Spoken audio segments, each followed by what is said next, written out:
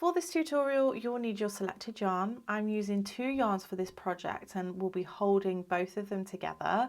One is a glitter and one is a normal yarn, but you can have a play around with this. I'm using a 4mm crochet hook with both of the strands together, just to keep those stitches nice and tight. You need a pair of scissors and a darning needle for sewing in your ends, and I'm also using some 1.5mm wooden beads for decoration at the end. The other thing you might need is a steamer, just to help steam out these little tassels at the very end. So go ahead, grab everything that you need and let's get started. So you want to go ahead and hold both of your yarns together, and we're going to create a slip knot in whichever method you prefer. Go ahead and insert your crochet hook, and we're going to begin by chaining 10.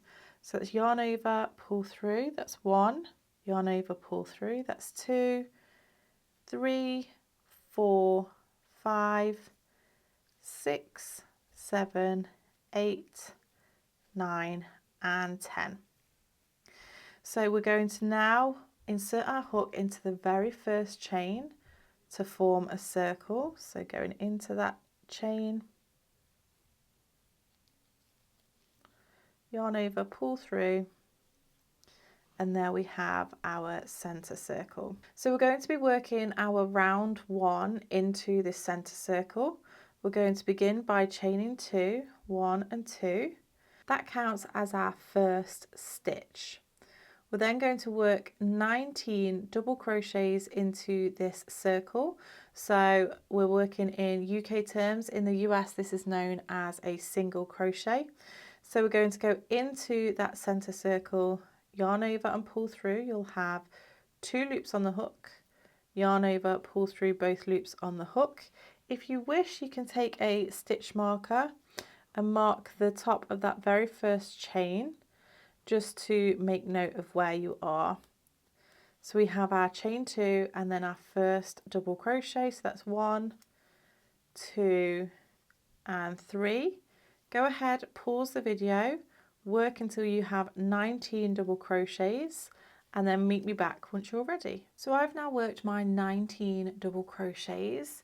You may find that you want to just remove your hook and ensure that your stitches are evenly around that chain just by pulling them around. Just make sure you're happy with the placement of them all, and then we can go ahead and move on to round 2. So I'm just going to remove my stitch marker just here. And then before we begin round 2, we're going to join with a slip stitch to the top of the chain 2. So that is just here.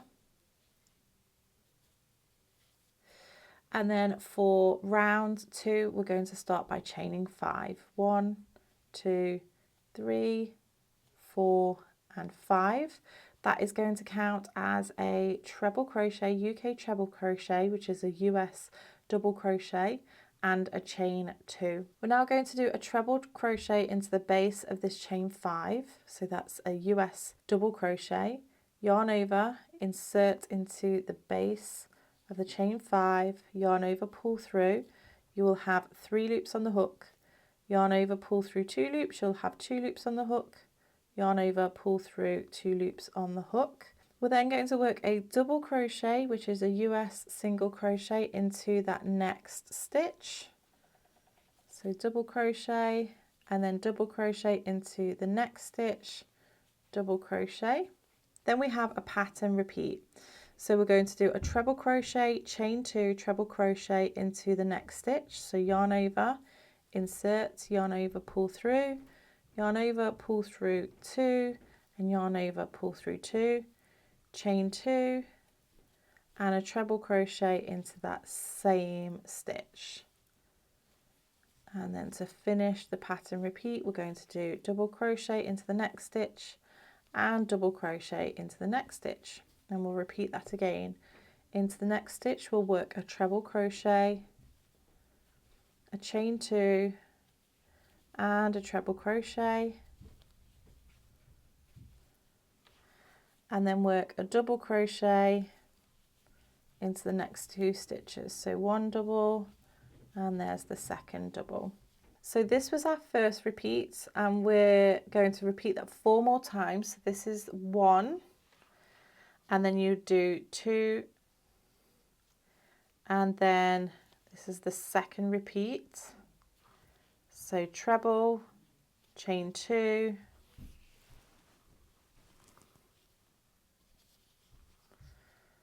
treble, and then double crochet, double crochet. Go ahead, pause the video and work that twice more, and then meet me back once you're ready. So once you've done that pattern repeat, we're then going to do a treble crochet, chain 2, treble crochet into the next stitch, chain 2, treble crochet, and then double crochet into the next stitch, and then we're going to slip stitch into the base of that chain 5. So just work a slip stitch in there, and then we can go ahead and fasten off.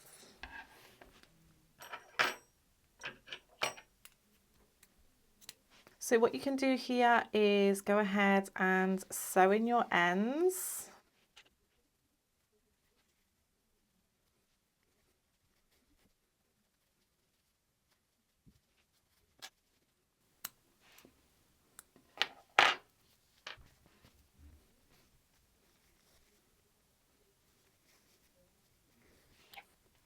So just keep note of where this top section is just here, because that is where we're going to add the hanger to once we've finished. So that will go in this section just here.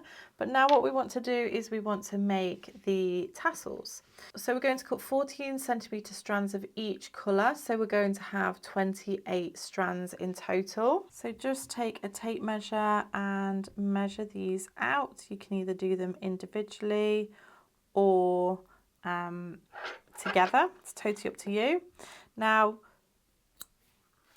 these strands will get trimmed down at the end, so it's totally like, don't worry about being too precise. If anything, you'd want them slightly longer. So I'm just going to do, I've done 1, 2, 3, 4, 5, 6, 7, 8, 9. I've just realised I've done 14cm instead of 12, but that's fine. 10, 11, 12, 13, and 14. So I've done 14 strands of each colour at 14cm. I accidentally did 14 instead of 12, but that's fine. As I say, it's better to go slightly longer than anything else.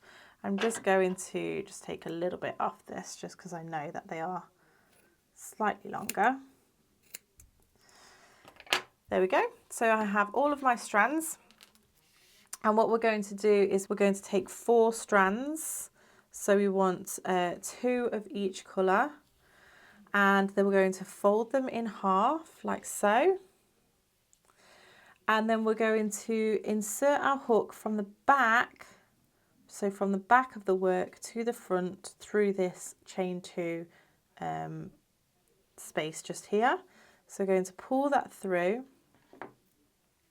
make a loop, and then you're going to pull through the tassels like so. The reason why we pull through from back to front is so that we have this section on the front instead of this. It just makes it look a little bit neater. And the reason why we have the length is so that it makes it easy to pull them through, because otherwise it's too short. But as you can see, we are going to be snipping these down quite a bit. So those 12cm strands will help to get them through nicely. So I'll show you again. We're going to fold them in half. We're going to go through the back to the front and pull through. Make a loop and then pull the ends through the loop and pull tight. And you want to go ahead and repeat that for all the other chain 2 spaces. So now that you've done all of your tassels, it looks very spindly at the moment, so we are going to cut them down, and you want to cut them down to about 2.5 centimetres. You can be as precise as you like about this, but you want to make sure that you're getting some sharp scissors so that you can trim these down. And you can actually, if you like, comb these out with like a pet comb or something if you want to make them really, like if you want to separate the fibres, or you can just keep them like this. It's totally up to you how you want it to look, and I think it will depend on what yarn you're using as well, whether you can do that or not. But these really benefit from a little steam at the end just to hold them into place and just to kind of stretch out the fibres a little bit. But you can go ahead and do that. So you now want to cut a strand of each colour to around 10 inches and take your crochet hook and go from the back to the front through the top of the snowflake, and then pull the centre of that strand through, make a loop, and then pull the ends through. And we're just making our hanger here. So this is our hanger. And then you want to also take your beads. So we're just going to thread up our darning needle here with all of those ends, and then go through the beads and pull that onto the hanger. So you can use glue to keep these in place if you want, either your glue gun by popping a bit at the top or some fabric glue. You may also want to just give a little knot at the top there just to help it stop moving. You might need to do a couple of knots though. I pop a couple of knots just there.